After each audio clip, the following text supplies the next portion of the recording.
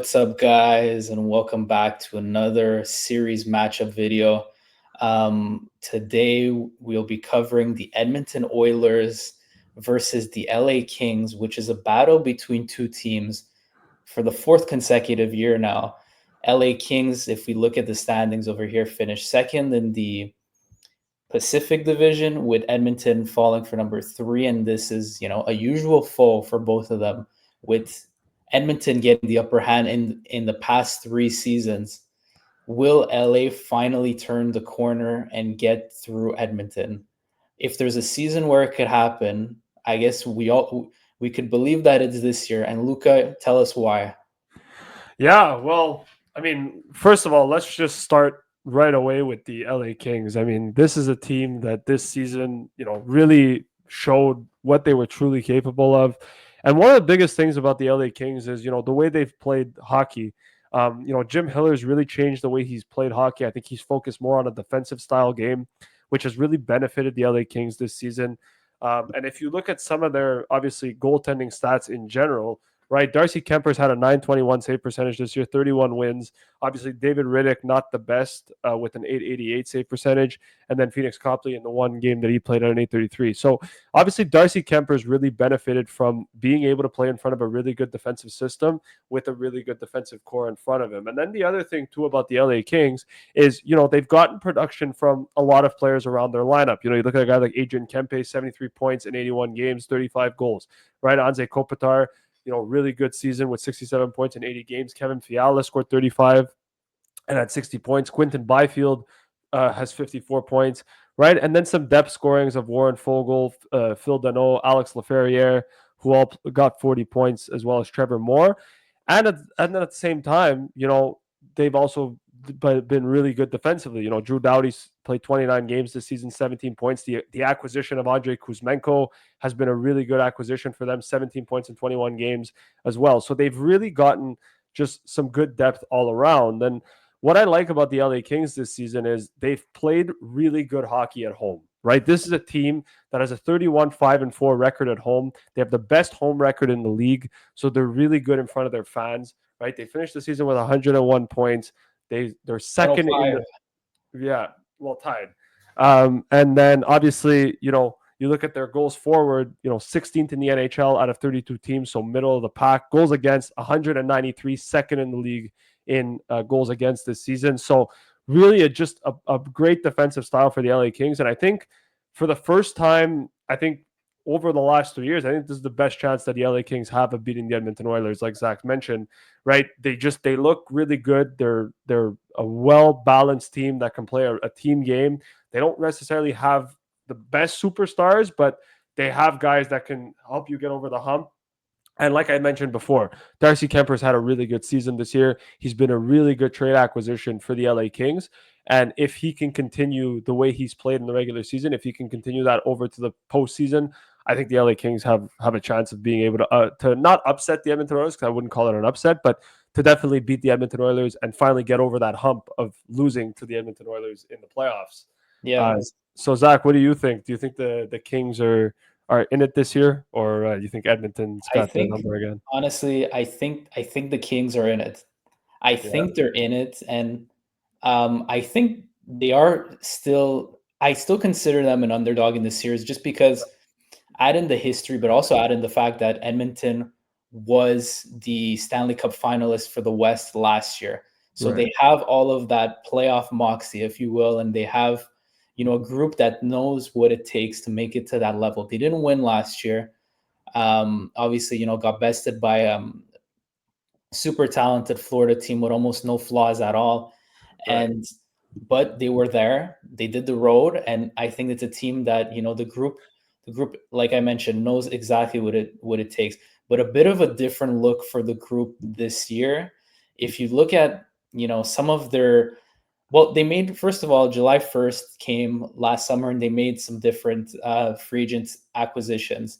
Number one, they brought in Jeff Skinner, who, shout out to him, for the first time in his, I believe, 17-year career, he's going to be playing a postseason game. So, Crazy. shout out to Jeff Skinner. Crazy stat, has had some bad strings of luck with playing, a long time in Carolina, and then a stint in Buffalo, and, Buffalo, a team as we know, right, that hasn't made the playoffs in over a decade. So 14 seasons. in 14 seasons to be exact.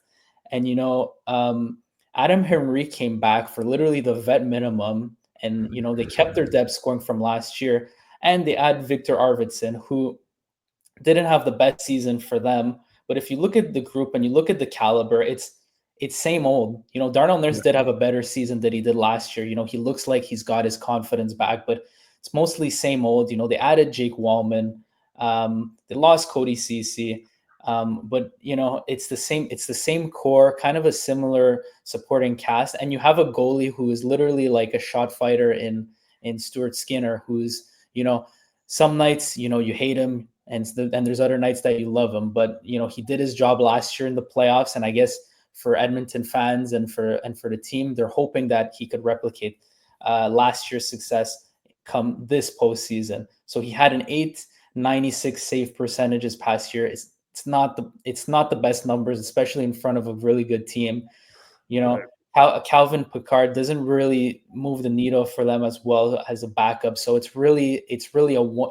Stuart Skinner is essentially going to be your 1A and your 1B come playoff time, right? This is still a team though that's very good on special teams. They're a team that has had success basically consistently throughout the 82 game schedule. This is not a team that kind of lost focus at any point. I think they started a season much better than they did the year before. They didn't get off to a slow start, and Right. this is a team that is intentioned, I think, to go back to the Stanley Cup Finals this year. Now, do I think LA is going to get the best of them? I don't. I know LA. I know LA. Wow. There's a lot of the underlying numbers that are saying they should be getting over the hump finally this year. Different group, different Wow. gravy. Like you mentioned, Jim Hiller has been doing a great job this year, and scoring. Not just from the guys that they paid, and obviously their old goats like Anze Kopitar and Doughty came back towards the end of the year, but obviously Alex Turcotte has been a guy who's produced a little bit this year. If we go back to the numbers, like you mentioned before, I know they added Warren Fogle, who is a nice piece for them, but Laferriere took a step. There's a lot Right. of depth scoring on this team. I'm not worried about, okay, are they going to have their top 12 forwards, all four lines? Could they rely on them come playoff time? I think all four lines for them, they're going to be absolutely able to rely on. The problem is, and it's been the problem for the past 3 years for them. It's like Leon Draisaitl and Connor McDavid are living rent free in their nightmares. Like they can't get rid of these guys. They really can't. Yeah. And um, I don't see them having necessarily a response to them. Darcy Kemper has been great in the regular season, but now he's going to be officially tested, especially coming round one against a team like Edmonton. Right. They do have the home ice advantage, and like you said, the record is was insane at home this year. But I don't think that's going to matter come playoff times. I think the big boys for Edmonton are going to be the big boys. And like we said, it's going to be the 4th consecutive year. It's like missionary every single night, but nothing's going to change. That's You're going to crazy. get the same result this year, and I'd say Edmonton are going to win in a long series. I say this one is going to go. I go Edmonton in 7.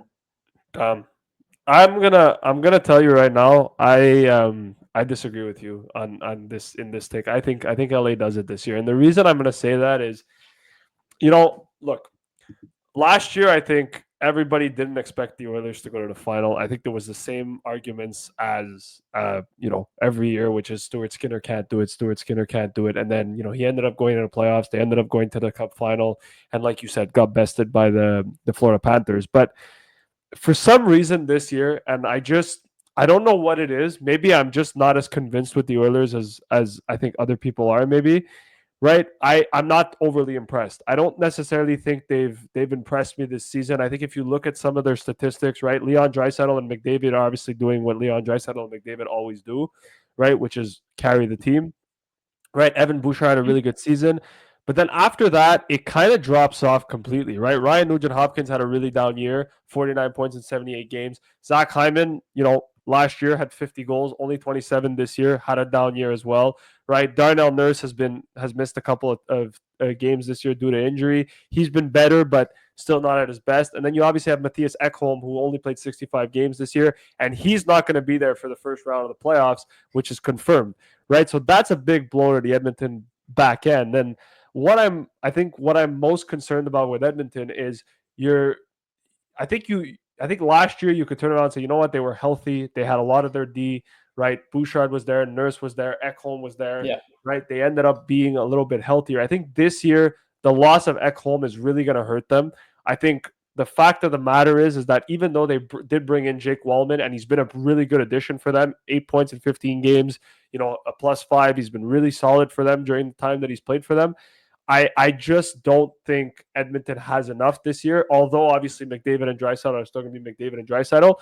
I just think that for LA, with how they've played, their home ice advantage, the fact that I think Jim Hiller has them playing really good defensive hockey, I think it's going to be really difficult for the Edmonton Oilers to be able to break them down. And I just don't think that if I had to take a 7-game series right now and tell the Edmonton Oilers to put Stuart Skinner or Calvin Pickard in net, I just don't think any of them would be able to help the Oilers out right now. I know we've made that argument every single year, and they somehow overcame it for the most part.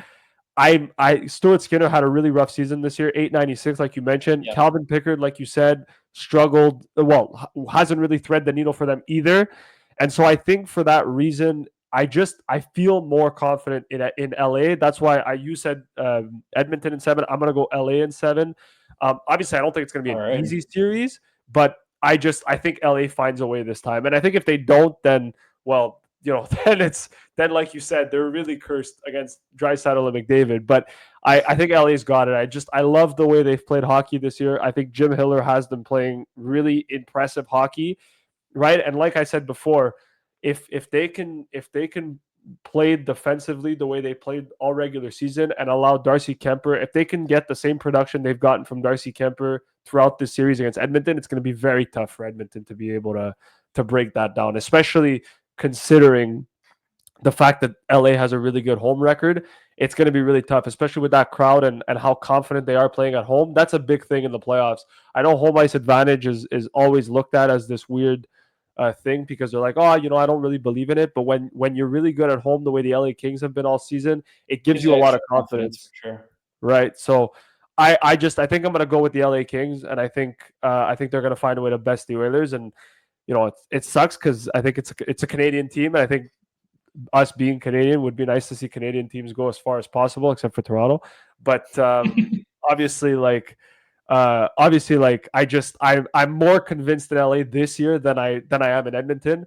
And I don't think Edmonton, although they've added at the deadline, and I don't necessarily think their team is that bad, the loss of Ekholm, in my opinion, makes this series a lot closer, and I think it gives LA the best chance at being able to beat the Edmonton Oilers because Ekholm is a big piece for them, and the fact that he's not going to be there for the first round really hurts them, in my opinion. Yeah. So I mean, he's an elite shutdown D, and they don't grow on trees, right? Right, and he's a shutdown D. He's a guy who averages 22 minutes a night, right? So you're getting a guy that plays big minutes for you. And, Evan Bouchard, as much as he's very good offensively, not the best defensively. Darnell Nurse, same thing, right? So you're really reliant on Jake Wallman and Brett Kulak to be your defensive shutdown guys. And as much as I like Brett Kulak, right, is he able to take over Matthias Ekholm's minutes and be productive in them? I'm not exactly sure. And then you look at their third pair. Troy Stetcher doesn't really, help you out or bend the needle that much. Same thing with Ty Emberson. They're good depth guys, but I just don't think that in an expanded role, I think it's going to be a lot harder for the Edmonton Oilers to be able to handle that type of pressure. And then obviously, like I said, not having their shutdown defenseman at Ekholm, who's been a big part of their team all season, right? It does play a role, especially for LA, who is a very high pressure team that puts a lot of pressure on the team and is very responsible in their own end. I think it's going to be tough, but we'll see. And I think special teams is going to play a big role in this series too, right? If Edmonton, we know how good their power play is. If LA can stop Edmonton's power play and have a really solid penalty kill, then I think they're good, in my opinion. That's Yeah. just kind of how I see it. So Well, I think keys to success for Edmonton in this series, they got to get depth scoring beyond their top guys.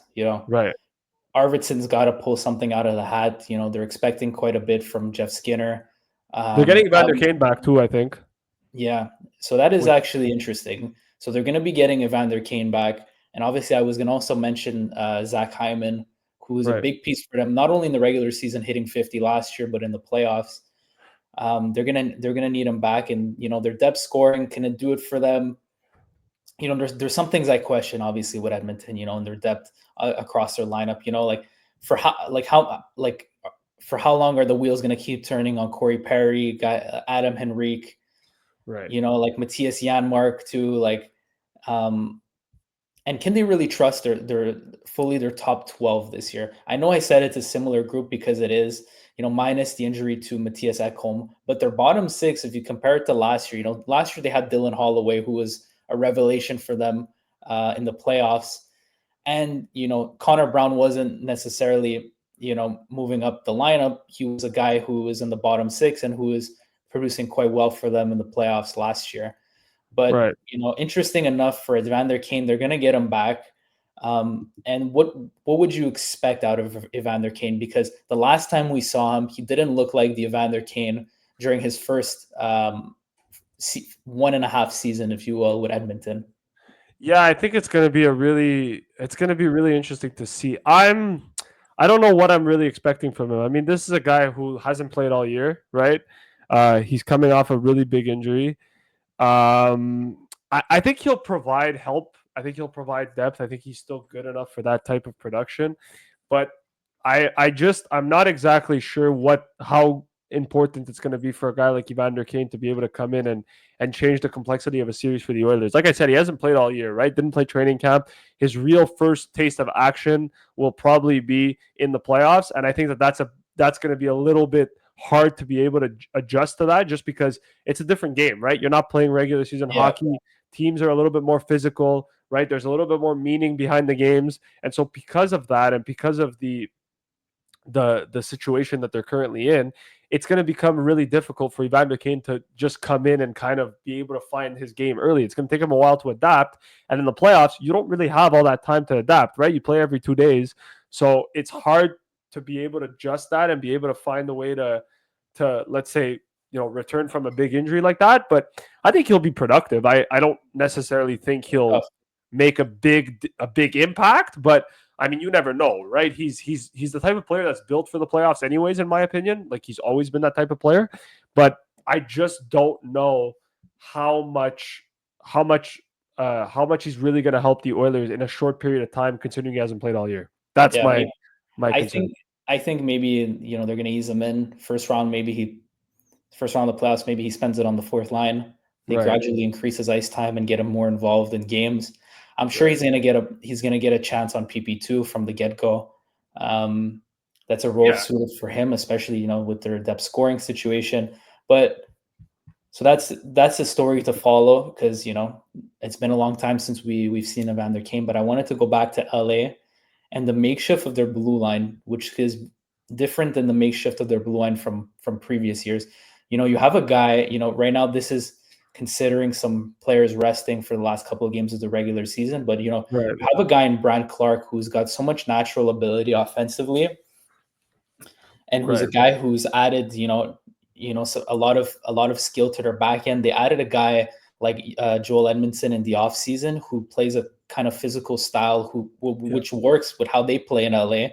He right, didn't really look great at times with the Caps, and then when he was with Toronto, he was more of like a utility guy, physical, third pairing, kind of very a simple game. But he's kind of rejuvenated himself a little bit in LA. He's had a good season. You got a guy in Jordan Spence who's a very solid option as well.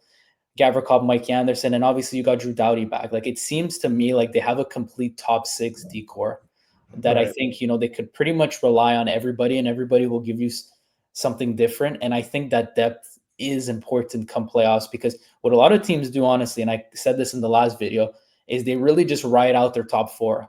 Like if right. their bottom pairing is going to play what, like to average 10 minutes a night, And then their top four is gonna everybody in the top four basically plays 25 minutes. Like, but LA is a team where they're kind of more spread out defensively, and I think when you go into a later series, I think that could benefit you when you have your guys fresh because right now with the injury to Edmonton's blue line, let's say with Evan Bouchard, he's gonna have to be playing.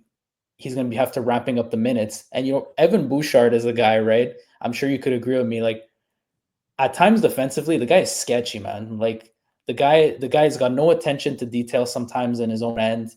He's, you know, I don't know if it's a question of, he's the guy that they overwork the guy, but defensively he's a bit shaky and he loses his shutdown partner. I think that could have an impact on the series if he's overworked, and he could get exposed a little bit. Do you agree with that? Yeah, I agree with that, and I think that's going to be interesting to see exactly what what he's able to bring and how he's able to obviously help them out. But I agree. I think there's definitely a lot of question marks regarding that. My only thing with Edmonton too is,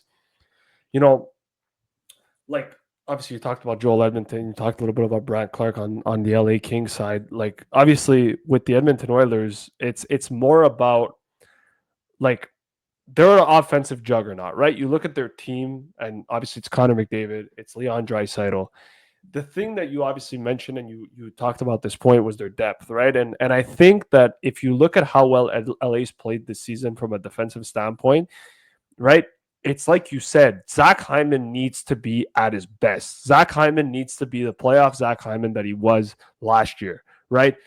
Ryan Nugent-Hopkins needs to be the Ryan Nugent-Hopkins that he was last year. And the reason I'm saying that is because we all know what McDavid and Draisaitl are capable of. Everyone knows the capabilities they have. They can win a series on their own, just the two of them. Fine.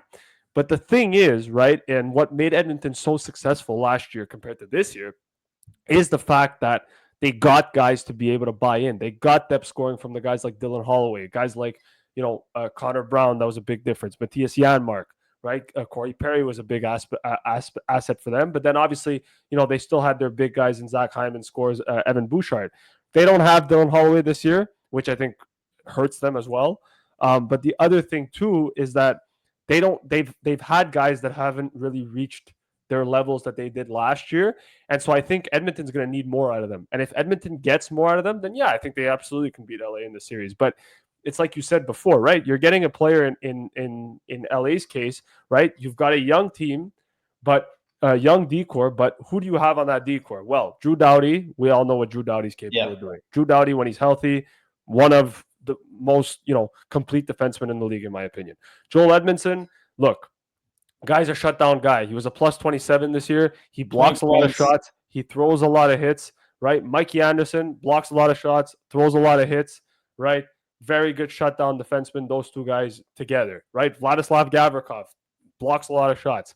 One of the biggest things that you see from the LA Kings is I've just named you Brant Clark, Vladislav Gavrikov, Mikey Anderson, and Joel Edmondson. You know what they have in common? They all have over 100 block shots this season, right? Yeah. So it's what I'm trying to tell you is that this is a team that is very, very good defensively, and they have a lot of guys that are able to be shutdown guys for the Kings.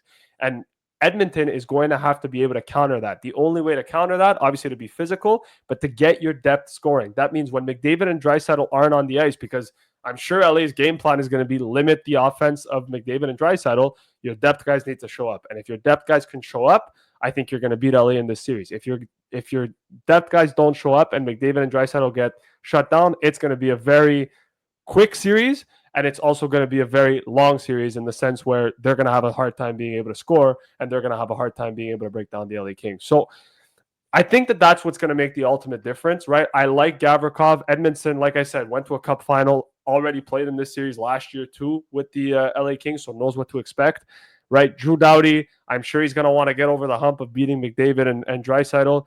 They seem to... I think there's a lot more belief in this group. And like I said, their home record and being able to win games at home, especially in the playoffs, and the fact that the LA Kings have home ice advantage plays a big role for them. So we'll see.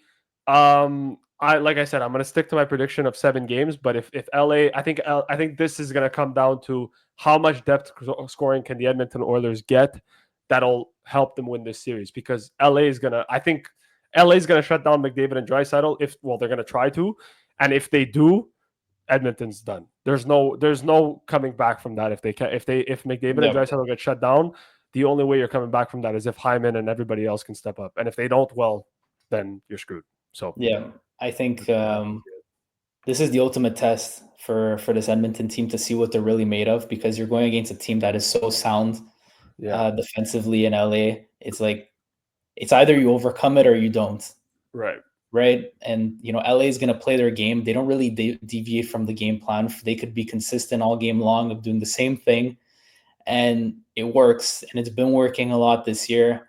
They don't lose control of games a lot. And if you look here, like goal differential plus 48 compared it to plus 23 on Edmonton. If you look at their special teams numbers, like you mentioned before, this is a team that's very astute in many areas.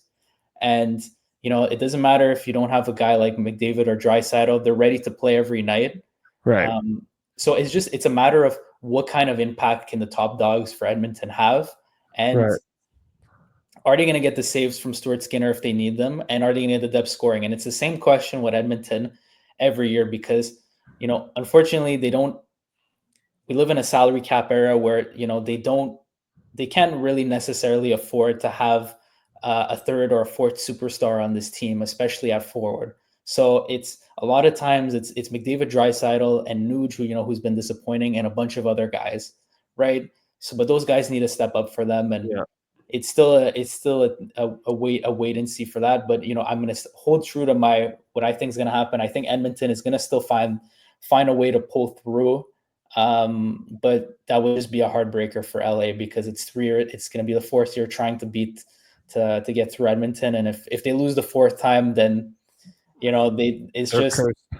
cooked, man. Like, they're cooked, and McDavid and Draisaitl just own those guys. They have to kind of get their revenge this year. Yeah, and I think it's the best chance to do it. I don't like I said, I don't think Edmonton's at full strength, and I don't think they're as good as they were last year. So I think because of that, it's probably LA's best chance that they have, in my opinion.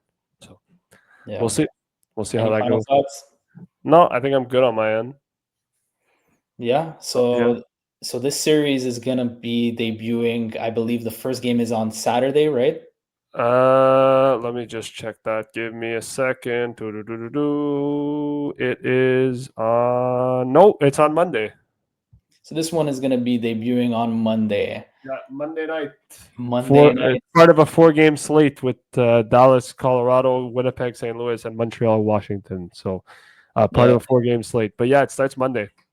Nice. So going to be a lot of interesting series this playoff season, and we still have a bunch to cover for you guys. We'll have them all out as soon as we can, and you'll be able to digest them before the playoffs officially start. Yes, it is April, and we're as excited as you guys are. This has been another episode of the Young Guns podcast with Zach and Luca. And guys, thanks so much for watching. Peace.